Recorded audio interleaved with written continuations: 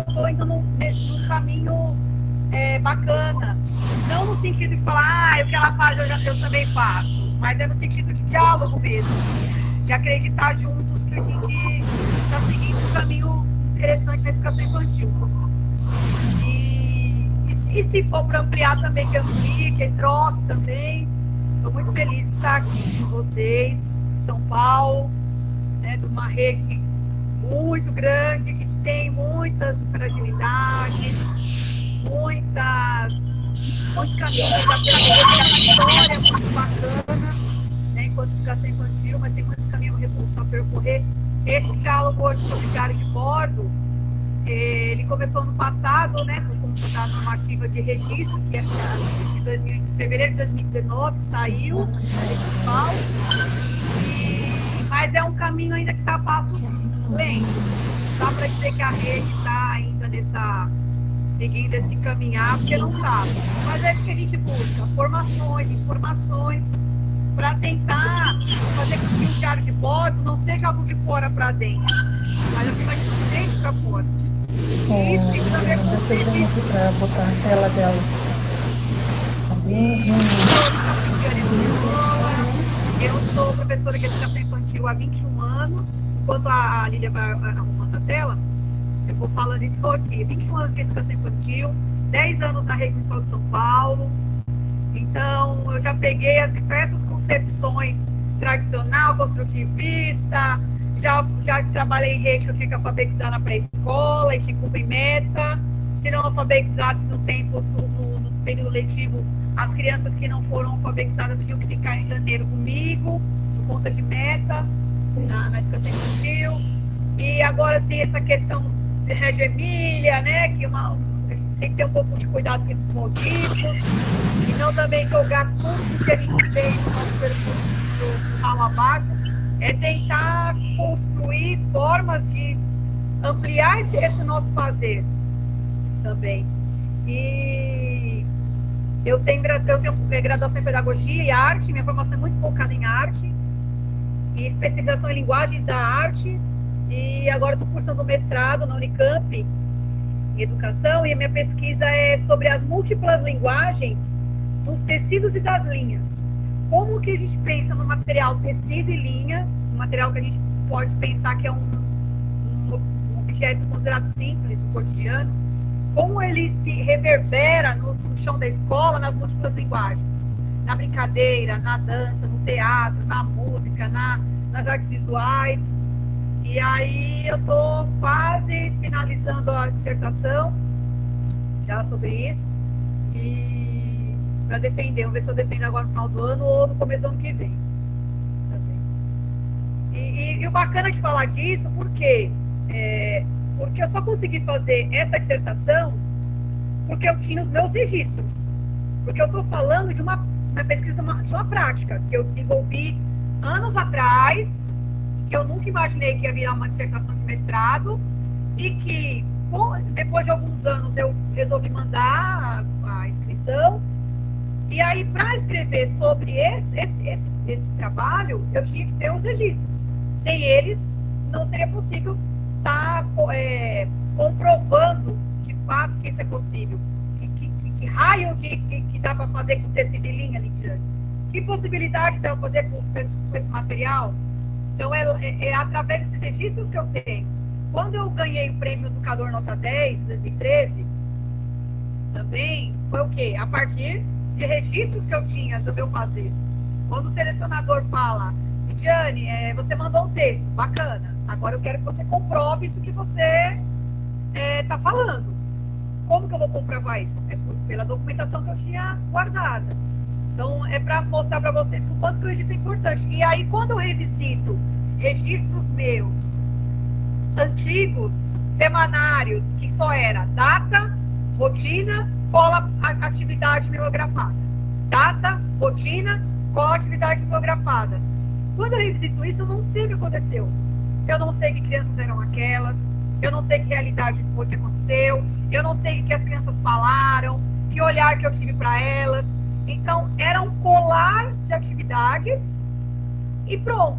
Então, quando a gente escreve sobre o nosso fazer, reflete sobre o nosso fazer, traz narrativas das crianças, traz reflexões, esse registro, ele é vivo e quando revisita, ele volta a viver no nosso corpo, nas sensações, no cheiro, nos sentimentos, diferente de quando eu pego semanários antigos, que não tem nada, tá vago, sem vida.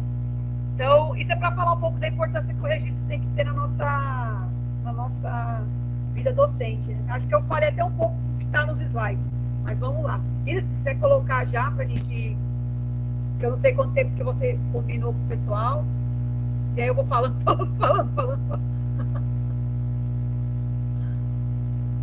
Você consegue colocar? Senão eu vou tentar aqui.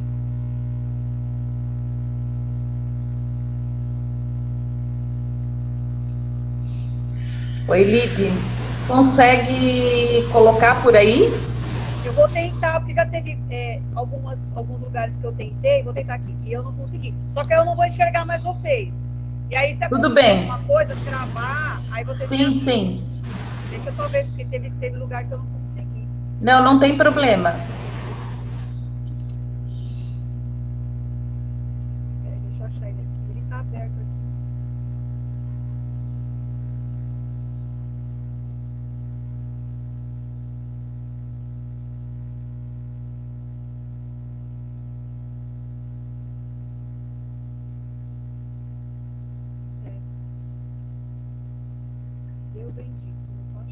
Eu vou fechar, eu vou sair, tá? Apresentar da sala. Vou ver se eu consigo aqui, peraí. Vou sair aqui.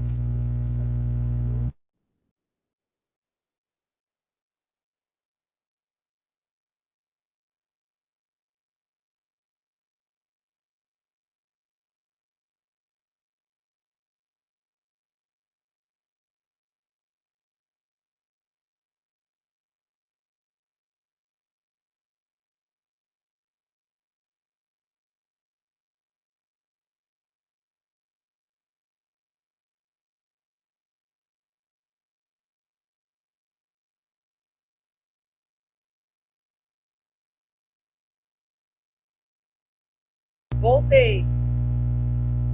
Você conseguiu para colocar?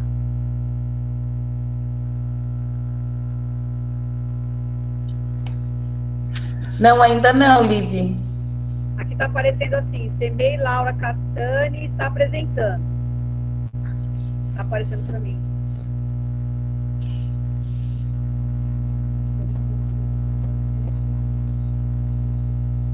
Se fechar... Não, deu erro aqui. Se tu conseguir falar no teu slide, porque eu tenho ele salvo aqui. Depois eu repasso para elas. Pode ser? É, porque eu não tô conseguindo apresentar. Fala assim, ó. É uma janela. Aí fala, você precisa conceder as permissões para compartilhar a tela. Deixa eu ver se eu... Mas daí eu tenho os slides salvos, eu repasso para elas em outro momento. Aí tu podes ir dando as informações, pode ser? Ah, eu achei aqui. Achou? Vê se vocês estão vendo. Está entrando. Entrou. Vocês estão vendo o registro? Entrou. Estão vendo, né? Aí, ó, eu vou passar a próxima tela da pré-história. Vocês estão vendo? Sim. Então vamos lá. Então, quando a gente pensa em falar em registro, a gente tem que pensar que o registro não é uma coisa que caiu de paraquedas para o professor. A própria humanidade, ela já deixa marcas no caminho para mostrar o que o homem fez durante a sua história, né? Durante o percurso da humanidade. Então, quando a gente olha para uma imagem dessa, na pré-história, que o homem deixou registrado numa caverna, numa parede, algo, é uma marca que ele deixou materializada. É diferente ele pensar essa ação, o que está acontecendo, essa cena, visualizar e ficar no campo do pensamento, diferente de materializar isso no registro. Então, aqui, quando a gente olha essa imagem, eu vou falando, se vocês verem que tem uma coisa aí no slide ou na conexão, aí vocês me avisam. Então, aqui, Ou esse homenzinho das cavernas aí registrou na pedra, na caverna, a ação dele caçar o animal, ou então alguém viu essa cena e registrou isso. Então, se hoje os historiadores têm como fazer uma cronologia da nossa história de humanidade, de homem, na formação do homem, enfim, é muito focado no que foi deixado registrado pelo caminho. Se não tivesse esses registros, como que a gente poderia saber o que aconteceu em um dado momento da humanidade, né? E aqui uma outra cena, então, o homem quando ele pisou a lua. Como que ele registrou isso? Ele deixou marcado, olha, eu estive aqui sim, olha a minha pegada aqui na lua. Então, são marcas que não estão só no campo da escrita, da palavra, mas estão no campo também de pensar que registro é foto, é desenho, é pintura, é colagem, outras possibilidades que também são consideradas registros. E aí, nesse próximo slide, eu trouxe uma imagem de uma luta de braço. Então, professor frente ao registro, assim, é uma luta. É complicado registrar. Também, não é fácil. Eu digo isso por mim também. E são situações que depende muito do momento que nós estamos. Então, agora no momento do mestrado, é um outro tipo de registro, sofro muito. Quando a orientadora fala, Lidiane, não estou entendendo esse parágrafo. Lidiane, você falou uma coisa e disse, e aqui está escrito hoje mesmo aconteceu isso. Eu mostrei o meu texto para ela de manhã, aí ela leu e falou, o que você quis dizer com isso? Aí eu falando, ela, quando eu leio, eu não entendo isso. Isso que você está falando, eu não vejo aqui no texto. Então, vocês veem que isso vai me acompanhando também. Hoje, fazendo mestrado, sofrendo com relação a isso. Então, não é fácil registrar. E aí fica a primeira pergunta. Nossa mente guarda tudo? Não. Eu admiro quem guarda. Que alguém me dê esse depoimento, eu vou adorar saber como. Oi, Lidy. Oi. Lidy, será que dá para melhorar um pouquinho o som? E o slide não está passando, ele ficou congelado no primeiro slide. Assim foi? Foi. Então, vou só deixar... o áudio. Vê se o áudio também. O áudio está com muito chiaço. E agora? Ai, melhorou, ótimo, perfeito. Então é meu fone que já estragou, vou ter que comprar outro. Então vamos lá. Obrigada. Imagina, é a vida real, né? Conexão é assim mesmo. Então, quando a gente pensa que na nossa mente guardar tudo, então vou trazer como exemplo, a gente está no parque com as crianças ou numa brinquedoteca e acontece uma situação super bacana, ou não, alguma coisa que tinha acontecido de grave, alguma situação. E aí o professor pensa assim, isso já aconteceu comigo também, muitas vezes. Isso aí depois eu vou registrar. E aí você vai para a sala, você vai fazer outras coisas, olhar a agenda, é criança que passa mal, é mãe que chega, aí você vai para casa, outras demandas, aí quando você lembra daquilo, você fala, agora eu vou registrar. Será que a sua mente vai trazer da mesma forma? Não vai trazer. Ela vai trazer flashes da situação, mas não da mesma forma do que aconteceu lá, de fato. E aí, por que nós temos medo de registrar, muitas vezes, as situações na escola? Nós fomos formados, enquanto aluno mesmo, numa pedagogia transmissiva, em que a gente chegava na escola, abria o caderno, copiava, o professor passava o texto, a gente anotava, ele explicava, ponto final, fecha o livro, passa para outra matéria. Nós não fomos formados para ser ouvidos. Dificilmente um professor nosso chegou e falou, o que você gostaria de dizer sobre isso? Traz sua opinião. Escreva com as suas palavras o que você entendeu do texto. Não, geralmente a gente foi condicionado a localizar no texto a resposta certa, de acordo com o que está lá, e colar na resposta. Então, a gente não foi formado para pensar. A gente não foi formado para expor opinião. A gente foi formado para entrar num molde, numa caixa, num modelo. Então, isso nos dá medo de registrar. O medo de não estar naquele modelo específico que o outro colocou como ideal também. Então, muitas vezes eu já passei por isso, passo por isso. Então, isso faz parte. E aí, isso é uma questão de luta de braço. A gente tem medo por conta disso, de ter uma formação transmissiva. Mas qual é a nossa função enquanto professor atualmente? É tirar essas vestes, tirar essa tinta, tirar essa casca da nossa formação, que muitas vezes a gente escuta dos professores, mas eu me formei assim, eu aprendi a ler e escrever. Eu me formei assim e eu não tive problema para aprender. Mas aí, para pensar, quando alguém dá um texto para a gente lê e depois pensa assim, o que eu entendi mesmo do texto? Não, preciso ler de novo. A gente foi acostumado muito mais a decodificar a escrita do que entender a escrita. Então, quando a gente hoje trabalha na criança a escuta, o olhar, trazer o que ela pensa, o olhar que ela traz do cotidiano, das situações, a gente está ampliando a criança a oportunidade de voz, de trazer o que ela acha, de pensar sobre as coisas, não trazer mastigado, porque a gente foi formado para ter as coisas mastigadas. E hoje a gente quer o quê? Que as crianças pensem, reflitam. Então, quando a gente propõe alguma coisa para as crianças, a gente pensa assim, vamos ver o que a criança vai falar sobre isso.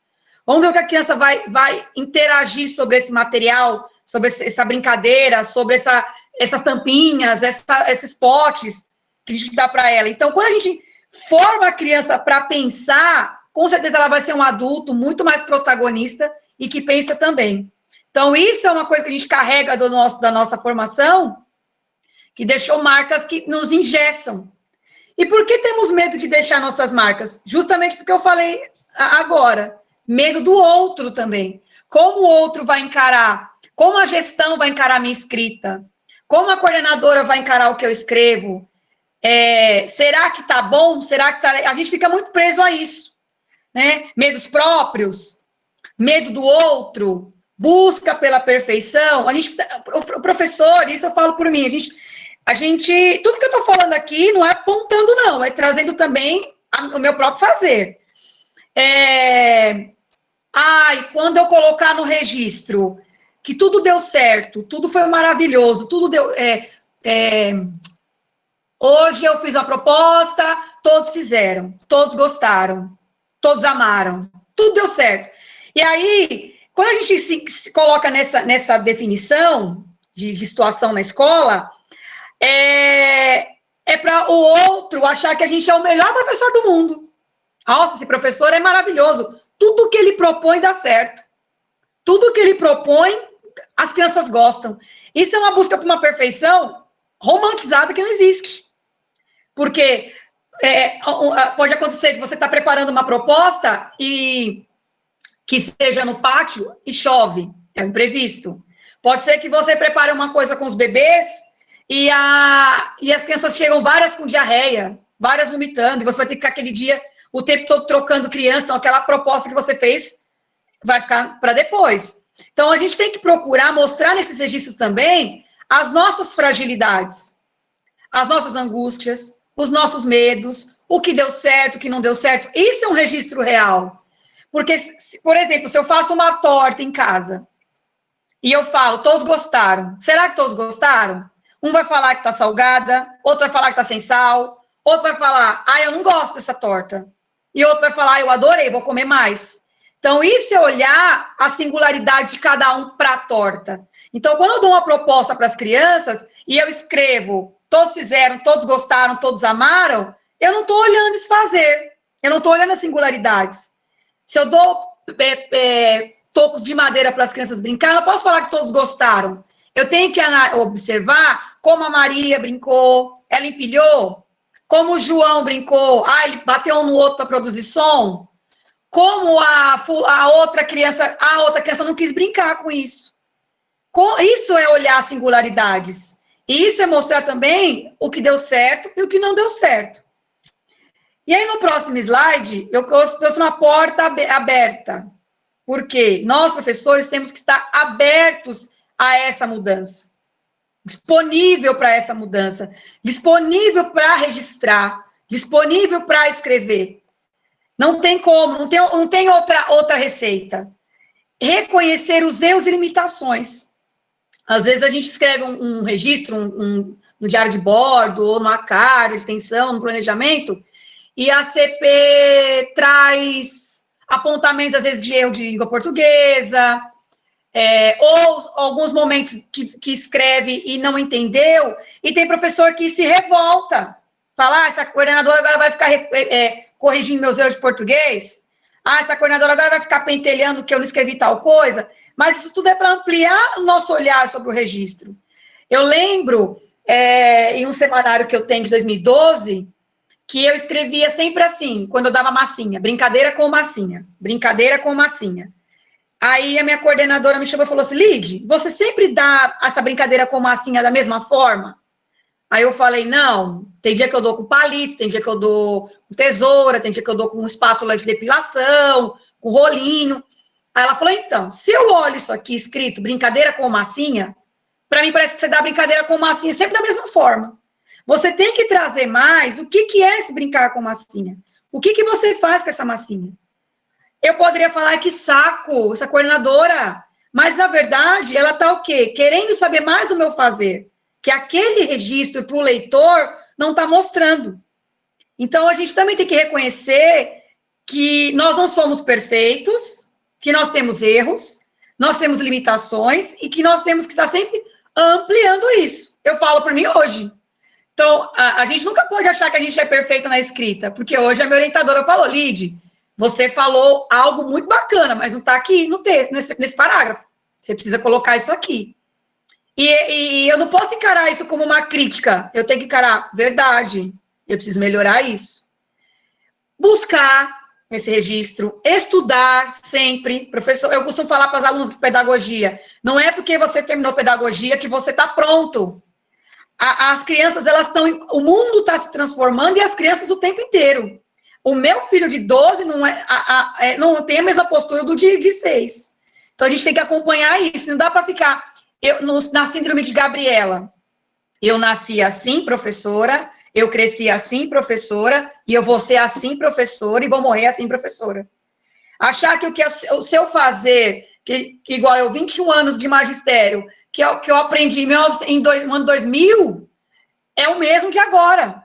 A gente tem que buscar, estudar, ler, se formar, diálogo com os pares, parceria com a gestão, parceria com os colegas, troca com os colegas, para a gente ampliar isso. Quando eu vejo o meu diário de bordo e vejo o diário de bordo do colega, não tem o meu é errado, o dele é certo, não tem isso. Ele traz um olhar que é diferente do meu, e que bacana, você trouxe isso que o meu não trouxe. Então, eu vou trazer no meu também. E o seu trouxe tal coisa que o meu não trouxe, eu vou pensar nisso também. Isso é uma troca, né? E aí eu coloquei uma frase aqui do Google. Da vida eu registro os melhores momentos, sejam bons ou ruins. Os bons para a motivação e ruins para a superação. Então, esse registro tem que mostrar os diferentes momentos. Esse ano, por exemplo, no começo... E nós, professores, a gente quer sempre que tudo dê certo. A gente planeja, às vezes, alguma coisa bacana fazer com as crianças e se frustra quando não dá.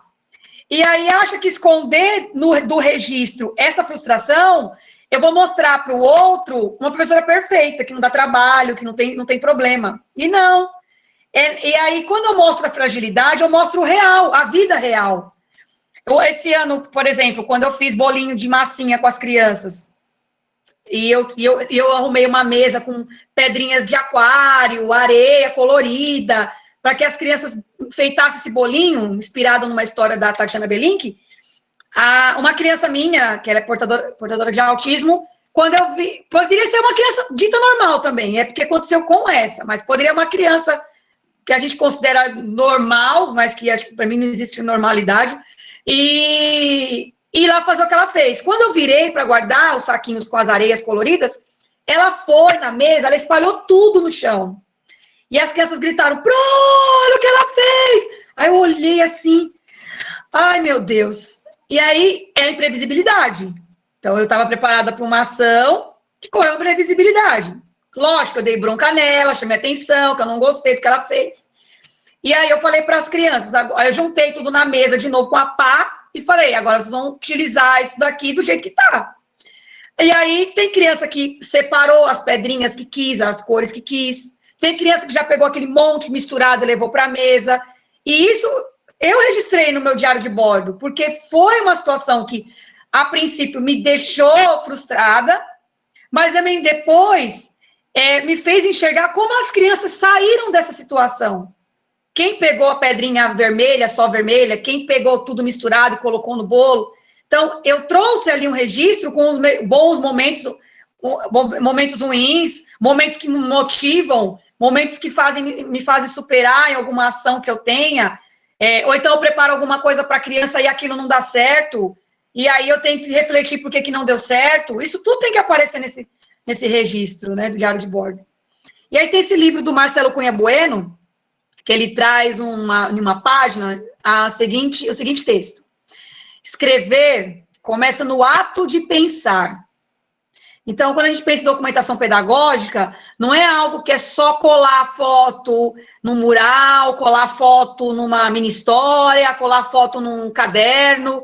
É pensar sobre isso que eu estou colando. Que imagem é essa que eu escolhi? O que ela traz nessa imagem que vai mostrar o que eu quero passar para o leitor, para as famílias, para a comunidade, para os outros professores, para a escola. Então, escrever começa no ato de pensar. Não é palavra e frase. Escrever é vontade de existir. É direito de contar a própria história. Quando a gente escreve no diário de bordo, ou o que quer que seja sobre o nosso fazer, a gente está contando uma própria história docente. Então, quando eu olho para o meu semanário antigo, que não tinha nada escrito, só colado, que história era aquela que eu deixei? Que vontade de existir aquela que eu deixei? Nenhuma. As coisas vêm na minha memória no campo do pensamento, mas muito de flashes. Então, quando eu olho para um registro mais vivo, com muita coisa escrita, muita narrativa, ali sim eu estou existindo quanto docente. Ali eu estou contando a minha história. É o desenho, o contorno dos nossos desejos. Escrever é um ato generoso com o mundo. Vontade de se fazer presente e, ao mesmo tempo, entregar-se à leitura do mundo. Já não ser, portanto, a palavra escrita, a ideia original, mas sim o combustível que alimenta os sonhos das pessoas que leem. Então, é se fazer presente nesse mundo, hoje, que a gente está passando. Se a gente não para escrever as nossas sensações, os nossos medos, as nossas angústias, por exemplo, a minha escola a gente começou pelo Facebook, não deu certo, os pais não interagem. Tentamos pelo WhatsApp, não deu certo, os pais deixaram só telefone que não existe. É bacana você escrever também sobre isso, né? Que situação, que realidade a minha escola vive para os pais não interagirem? É uma comunidade muito carente. Não tem internet. Eles moram em barracos. Então, eu tenho que trazer esse olhar, porque daqui a alguns anos, quando eu parar para pensar, puxa vida, no ano de 2020, eu estive numa pandemia que eu fiquei mais de 100 dias dentro de casa fazendo aula online. É diferente de eu pegar os registros desse momento e ler e falar, caramba, tal dia eu fiz tal coisa com os pais pela internet. E tal pai trouxe essa fala, tal criança falou que estava com saudade da escola. É diferente. É deixar materializado um momento inédito que a gente está passando. Tanto que o que mais está pedindo hoje em universidade e revistas acadêmicas é textos voltados para esse tema, da pandemia. E uma frase também que está aqui no texto. É o combustível que alimenta os sonhos das pessoas que leem. Quando a gente lê um livro de um autor que a gente admira, uma frase de alguém, um texto, isso alimenta os nossos sonhos enquanto docente. Então, esse texto ele é muito bonito, do Marcelo Cunha Bueno. E para falar sobre registro também, eu trouxe a Alice Proença. Esse livro dela, Prática Docente, tem um capítulo curto, mas muito consistente para falar sobre registro. Registro é material de escrita, ele é fruto das experiências vividas pelo professor, é uma forma de estudo e organização do cotidiano. Então, no meu caso, quando eu revisito isso para trazer para o mestrado, eu estou estudando meu próprio fazer. Quando eu volto numa proposta, por exemplo, as crianças viram uma lagartixa na parede, e aí você registrou lá. Quando você volta às fotos, aos vídeos, às falas das crianças sobre essa lagartixa na parede, como você vai organizar esse percurso? Você precisa revisitar isso. Tem que estar escrito isso. É uma fonte de memória do seu fazer. Possibilita o estudo reflexivo do professor, do seu grupo e da sua prática pedagógica. Permite o distanciamento sobre os fatos, sujeitos, práticas, contexto. Então, quando agora, se eu pensar o que eu escrevi dia 10 de fevereiro, eu não vou lembrar. Mas quando eu revisito isso, eu retorno a uma escrita que eu tive um distanciamento sobre isso, mas eu volto. E aí eu olho lá, que fatos aconteceram? Que sujeitos estavam envolvidos nessa ação? Que prática aconteceu? Que contexto eu observei? Que conhecimento que a criança produziu nessa proposta? Então, tudo isso está envolvido quando a gente deixa algo materializado do registro. Nos mostra o que está ausente ou presente demais. Então, às vezes a gente escreve muito sobre a Maria, que a Maria é uma criança que em roda de conversa sempre está se expondo, ou é uma criança que às vezes é muito arteira, e a gente acaba falando muito daquelas crianças que são muito presentes. Quando a gente volta a revisitar esse registro, eu falo, puxa vida, eu falei pouco do Lucas. Nossa, o Lucas está ausente no meu diário de bordo, nos meus registros.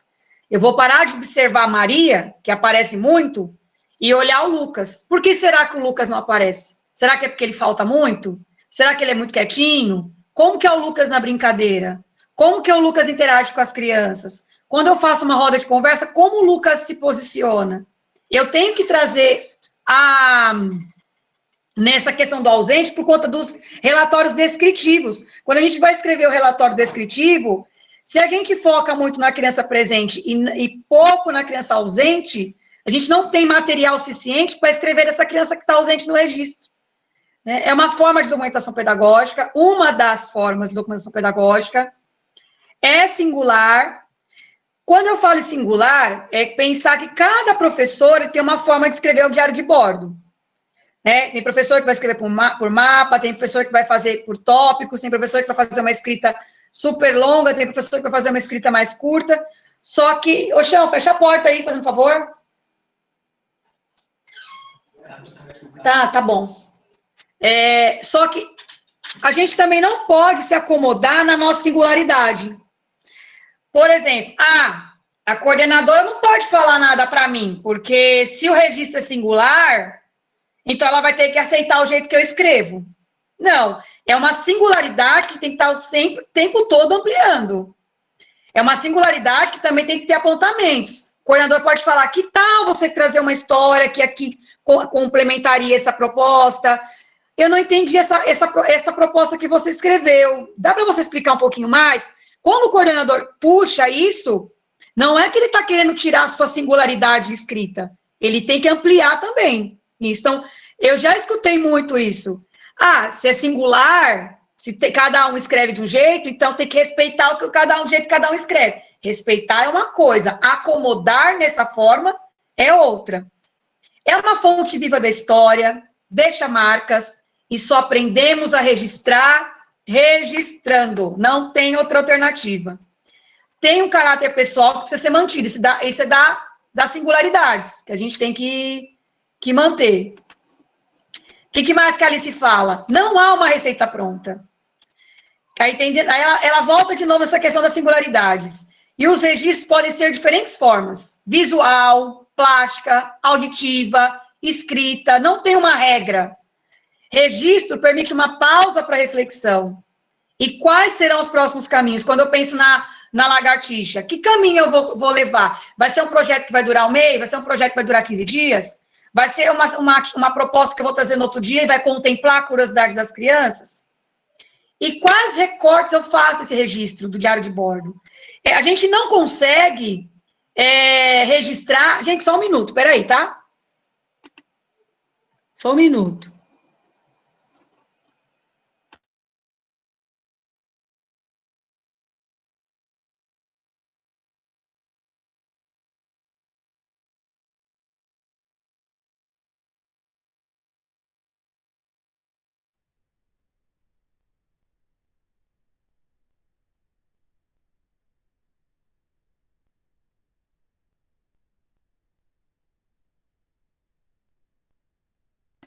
Pronto, vida real, gente. Essa aqui.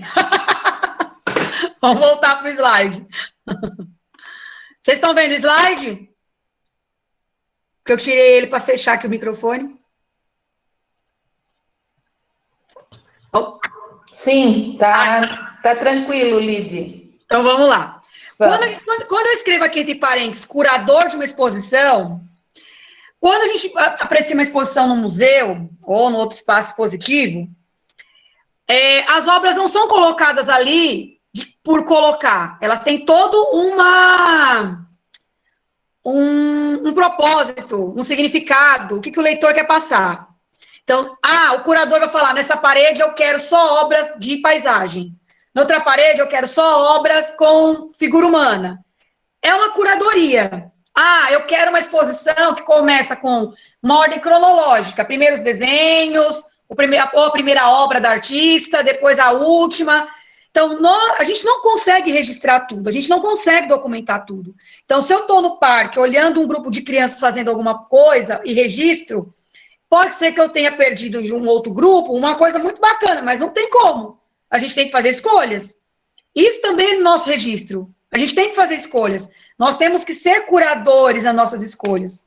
O que eu vou narrar nesse diário de bordo? O que eu não vou colocar? O que eu quero mostrar para o outro que eu quero que ele leia? Então, isso é uma curadoria. E aí eu trouxe aqui 3 imagens de registros. Essa questão da curadoria. Então, primeiro é a capa de um portfólio. No segundo, são 4 situações de propostas que aconteceram que eu fiz com as crianças, né? Isso tem muito a ver com a minha pesquisa de mestrado.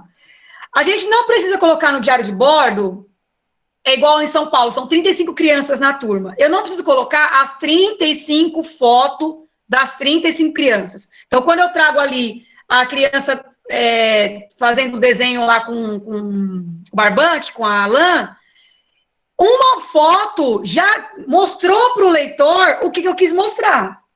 Então, aqui são 4 propostas. Eu não preciso colar a foto de todo mundo, colocar o registro de todo mundo. A gente tem que ser curador nisso. Na última foto, que está em vermelho, eu perguntei para as crianças o que era linha. Então, as crianças falaram linha de varal, linha de pipa. E aí eu falei, agora nós vamos procurar na escola onde tem linha. E aí elas mostraram a linha na rachadura do chão do parque, a linha na grade, a linha no gradeado do chão. Elas falaram muitas outras coisas, mas eu não preciso colocar tudo. Eu tenho que selecionar algumas fotos que vai dar voz para aquilo que eu estou dizendo. Isso é pensar em curadoria. Outro exemplo, né, da proposta da casca do maracujá.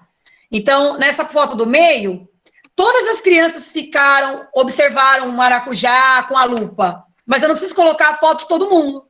Na última, quando eu perguntei para as crianças como era um pé de maracujá, todas desenharam o pé de maracujá como elas imaginavam, mas eu não preciso colocar a foto dos 35 desenhos. Então, a gente não precisa... e aí a gente tem que saber o quê? Pensar no que está ausente, presente demais. Por isso que é bacana tirar foto mais do produto, da ação, do fazer das crianças, do que da criança em si, da pose da criança em si, né? Porque às vezes elas acabam fazendo pose. Porque você não precisa ficar focando eu coloquei muita foto da Maria e pouca do João também, né? E aí eu trouxe aqui algumas coisas para a gente refletir sobre o diário de bordo, né? Então, quando a gente pensa em diário, a gente lembra muito do diário nosso de adolescência, de infância. Eu tive essa fase de fazer diário com cadeado, né, comprar papelaria, e a minha irmã conseguia abrir o cadeado, e lia tudo, e lá eu escrevia sobre amores, sobre as coisas que aconteciam no dia, colava papel de bala, colava ingressos de algum lugar que eu fui. Então, quando a gente pensa em diário, e aí vem a questão, mas você registra todo dia? Não tem como, não dá tempo de fazer isso todo dia. A gente coloca ali intenções da semana, às vezes já cola uma foto, deixa espaço para colar depois de alguma coisa, ou se aconteceu alguma narrativa que eu acho que é bacana escrever naquela hora, se dá tempo eu escrevo, se não tá tudo narrado em vídeo, em áudio, em foto, depois eu sento com calma e revisito isso. Eu só não posso deixar no campo da memória, eu tenho que deixar em algum lugar isso marcado num vídeo, num áudio, numa foto, para poder depois eu revisitar isso e escrever no diário com mais propriedade. É uma transição de uma escrita menos engessada. Quando nos próximos slides eu vou explicar um pouco mais essa questão do engessamento, que a gente fica muito presa ao engessamento de um planejamento muito engessado. Respeito às singularidades, à imprevisibilidade. Então, nesse diário de bordo tem que aparecer, sim, a sua forma de escrita, tem que aparecer, sim, a imprevisibilidade. Eu planejei fazer uma brincadeira no pátio externo, mas choveu. E aí, ali é bacana você voltar nesse diário de bordo e escrever, devido à chuva, a proposta que eu iria realizar tal dia, não foi possível, mas faremos tal coisa. Então, mas a proposta poderá ser feita no pátio interno. Isso é imprevisibilidade também. Isso tem que constar no diário de bordo. Respeito ao tempo. E aí, essa questão de um planejamento engessado. Segunda eu vou dar isso, terça eu vou dar isso, quarta eu vou dar isso. E aí, a criança está brincando das 9 às 9h30, de acordo com a escrita engessada no parque. E a brincadeira, ela tá tão bacana que eu poderia ficar um pouco mais no parque com essas crianças, mas não. Eu tô tão presa ao tempo que das 9h35 às 10, eu vou ter que estar fazendo uma pintura. E aí eu falo para as crianças, vamos, gente, vamos entrar. E as crianças, será que não seria bacana deixar um pouco mais essas crianças nesse parque? Será que essa pintura não poderia ficar por outro momento? Será que a gente tem que ser rigorosamente dentro daquele horário, né, rígido de tempo? Será que a gente pode extrapolar um pouco isso? A gente sabe que, às vezes, o tempo amarra a gente, principalmente na rotina, assim, almoço, café, isso não adianta. Vamos, criança, entrar porque tem que tomar café, vamos, criança, entrar porque tem que almoçar, isso, infelizmente, faz parte. Mas, em outras situações do nosso dia a dia, com as crianças, será que a gente tem que respeitar rigorosamente esse tempo? Será que a gente tem que ficar engessado nisso? Eu falo, porque eu também já fiz muito isso. É uma escrita mais solta, então não tem uma regra, não tem um padrão de escrita no diário de bordo. Singular também. Usa-se diferentes suportes, então pode ser caderno com linha, caderno sem linha, fichário, pasta. Não tem uma regra, igual o meu diário de bordo é num caderno sem linha. Mas a gente faz com linha.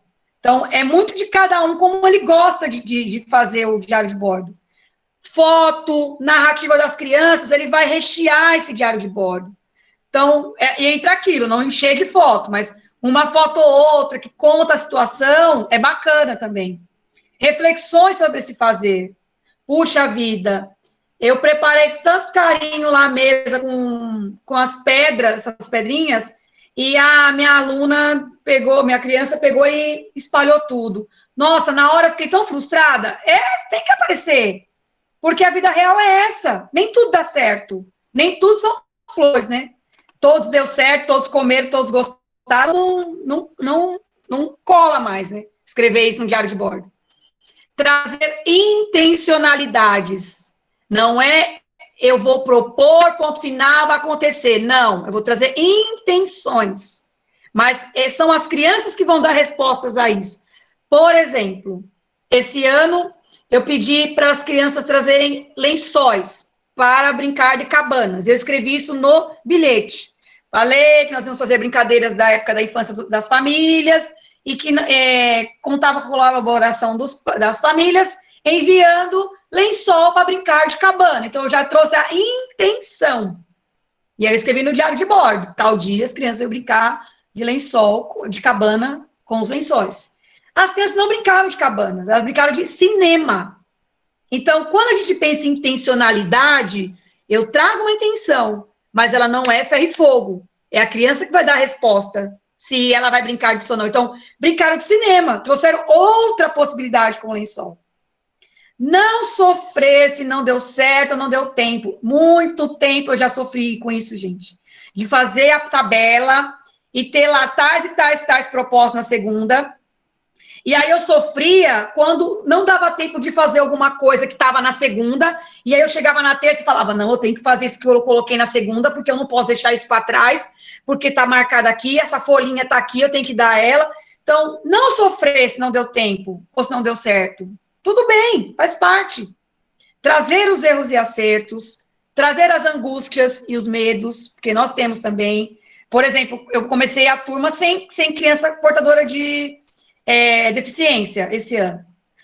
Aí depois a coordenadora me chamou e falou, Liz, você vai ter uma criança autista, tal, depois a gente vai chamar a mãe, aí a criança já entrou tirando a roupa toda hora, ficava nua na sala, e aí eu tinha que ir lá ajudar ela a colocar a roupa, e ela não queria colocar a roupa que a mesma, ela tinha que escolher a roupa na mochila, aí você vai, para tudo que você está fazendo, vai lá para escolher a roupa, aí ela coloca a roupa, daqui a pouco ela tá nua de novo, e aí, isso para mim foi uma angústia, a gente tem que assumir, como que eu vou lidar com ela?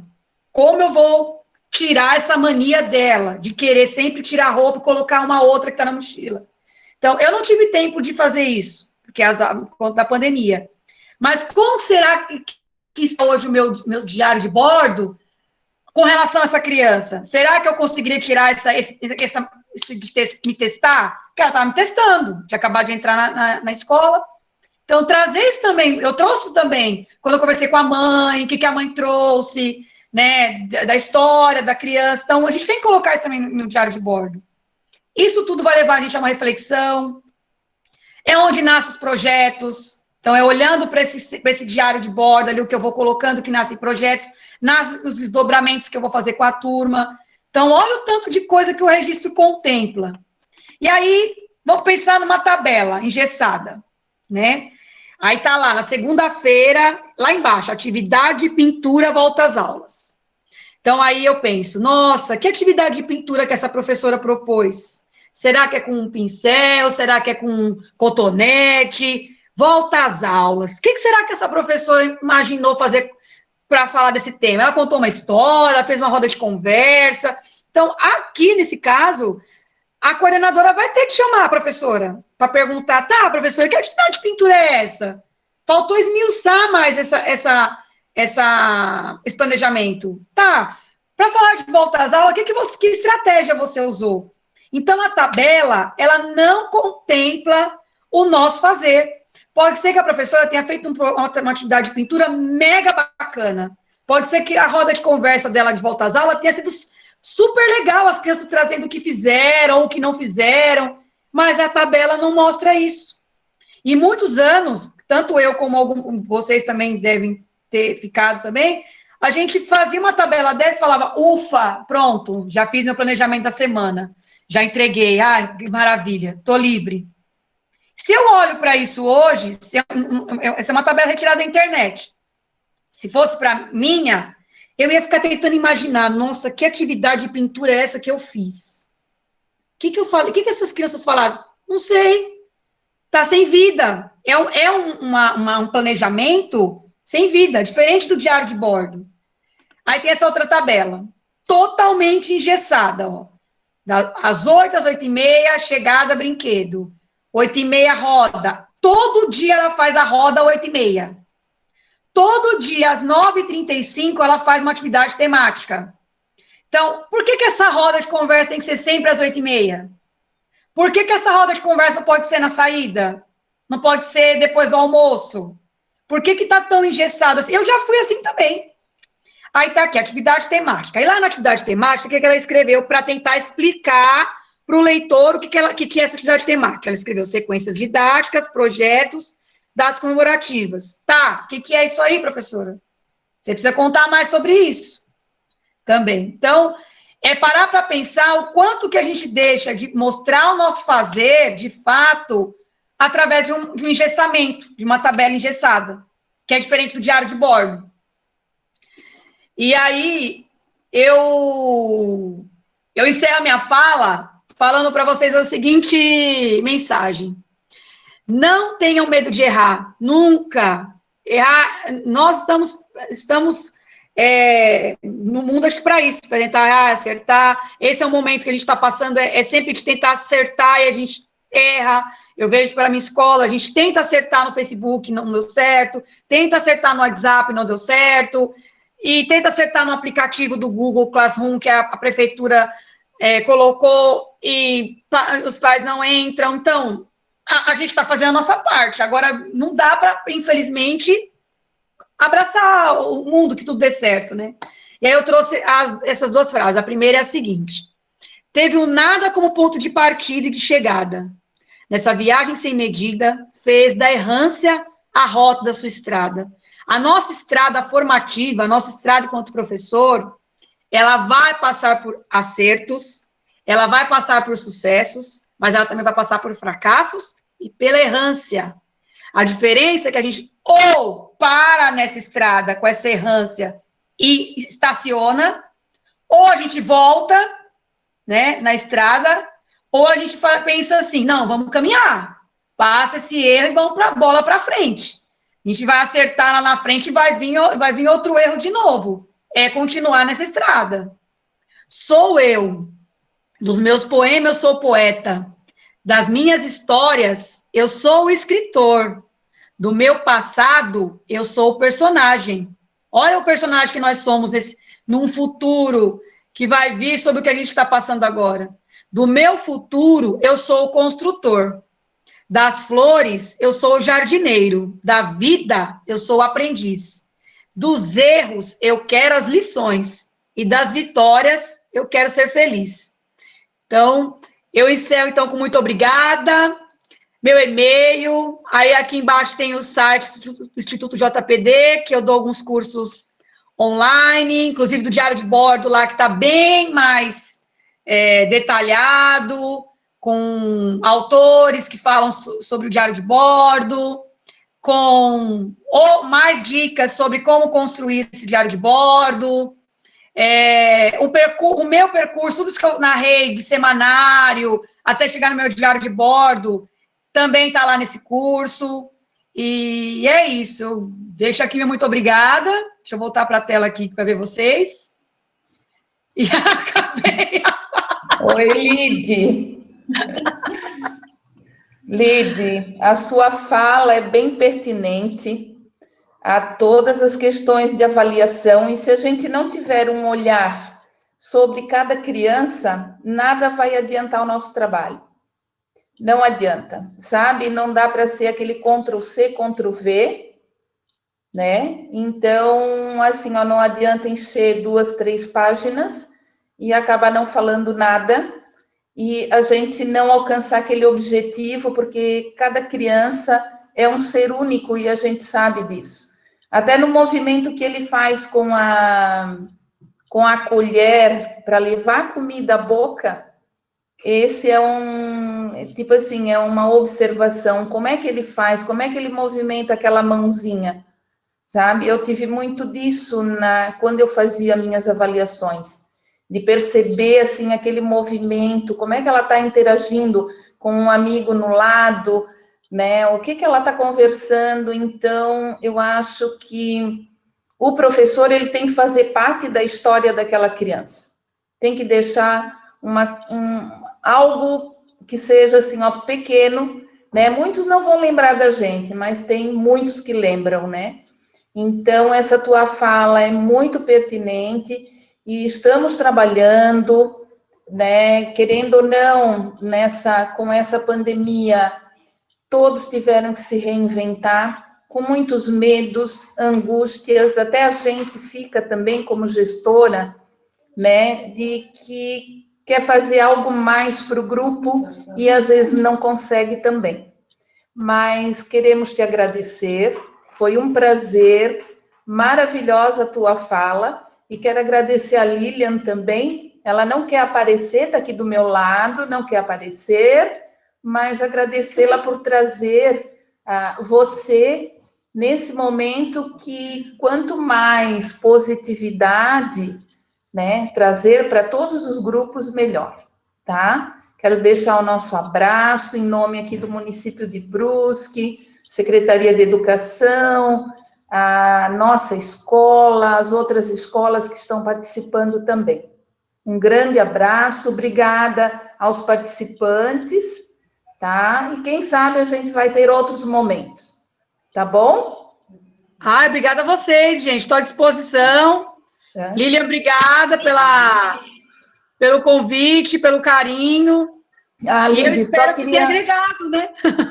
eu só queria colocar ali se tem alguém, né, do grupo que quer fazer uma pergunta, a gente vai deixar aberto, se não, encerramos por aqui mesmo, tá? Vamos aguardar um pouquinho, mas aqui os elogios estão bombando aqui. Isso que você falou da colher, isso é verdade. Às vezes a gente se prende muito a observar as crianças na brincadeira, na meleca com a tinta, na terra, né, na moda, né? Não adianta, é uma moda. Sim. E a gente deixa de observar as interações delas na hora da comida, isso que você falou da colher, como ela pega a colher, pensar no como ela observa essa comida, e com o que ela se relaciona, com o que ela interage ali naquela alimentação. Então, isso é bacana também no cotidiano. Às vezes a gente esquece de pensar no cotidiano, de fato, que é a escovação, a hora do sono, para ficar muito preso ao modismo. Verdade. Né? Naquela rotina, aí, né? Na rotina do dia a dia, né? Isso. Mas então, Lídia, a gente agradece, tá? Muito obrigada de coração, tá? Um ótimo dia para você, para todas nós e uma ótima semana. E a gente encerra aqui, então, a nossa live. Foi maravilhosa. Muito obrigada, gente. Tudo de bom. Beijo. Tchau, tchau. Tchau para todos. Dá para fechar aqui? Não mexe, eu acho que está gravando. Ah, tá.